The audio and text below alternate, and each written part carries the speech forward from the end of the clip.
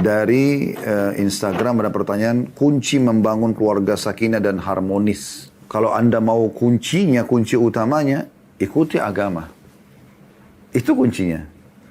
Bagaimana agama memandu Anda menjadi keluarga yang sakinah, Anda ikuti. Baik, saya sebutkan poin-poin dasarnya. Yang pertama, ikhlaskan pernikahan Anda karena Allah. Kalau dulu Anda menikah karena disuruh oleh orang tua, didesak oleh keluarga, faktor umur, faktor ekonomi, faktor keamanan, politik, dan seterusnya yang lain-lain ini, Anda ubah sekarang. Niat Anda di detik ini pada saat Anda ikutin acara kita ini, ubah niatnya karena Allah SWT. Karena rumah tangga itu bahtera pahala yang paling besar. Maksudnya pahalanya itu. Karena mulai dari akad nikah sampai Anda meninggal, pahala semuanya. Gitu kan. Ngobrol sama istri saja, memberikan sesuap makan saja sudah pahala. Kata Nabi SAW, bahkan sepotong makanan yang kau masukkan ke mulut istrimu adalah sedekah. Ya. Jadi semuanya pahala. Ikhlaskan karena Allah SWT. Itu kunci pertama. Ya. Kunci yang kedua, agar bisa harmonisnya, Anda menjalankan tugas dan kewajiban yang Allah bebankan sebagai suami. Muasyarah bil ma'ruf, atau bermuamalah dengan cara santun dan baik. Sebagaimana Allah mengatakan dalam Al-Quran, A'udzubillahi minasyaitonir wa ashiruhunna bil ma'ruf. Gaulilah para istri itu dengan cara baik dan patun. Kata Ibnu Abbas, santun dalam biologis bersama mereka atau interaksi. Kemudian memberikan nafkah kebutuhan dasar, makanan, minuman, pakaian, tempat tinggal, transportasi semampu Anda. Kemudian yang ketiga, perlindungan. Ya, Anda lindungi dia. Dari bahaya-bahaya, ya. Bahkan kalau Anda terbunuh karena membela istri yang benar, ya, kayak ada perampok yang mau memerkosa atau merampok, Anda terbunuh maka Anda mati syahid, gitu kan.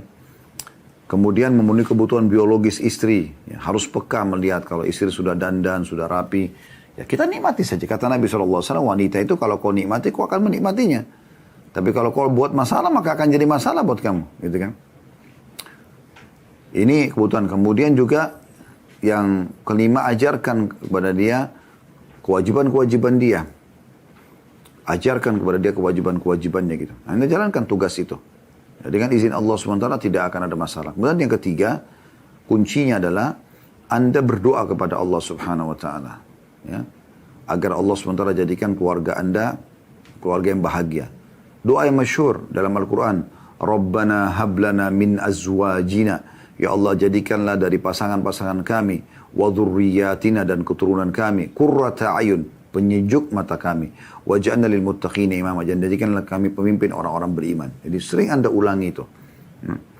Kemudian yang keempat kuncinya, Anda terapkan Islam dalam kehidupan Anda.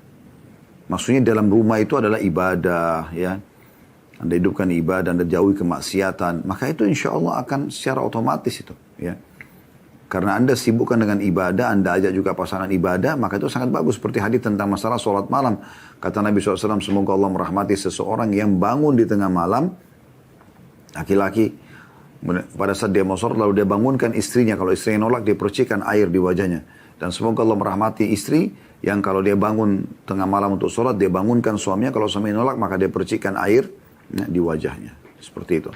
Ya, untuk bangun sholat bersama. Dalam hadis lain, tidak ada seorang suami yang membangunkan istrinya sholat malam, kemudian istrinya bangun lalu keduanya sholat bersama, ya, kecuali mereka akan dicatat sebagai orang yang banyak berzikir kepada Allah. Jadi banyak keutamaannya gitu kan.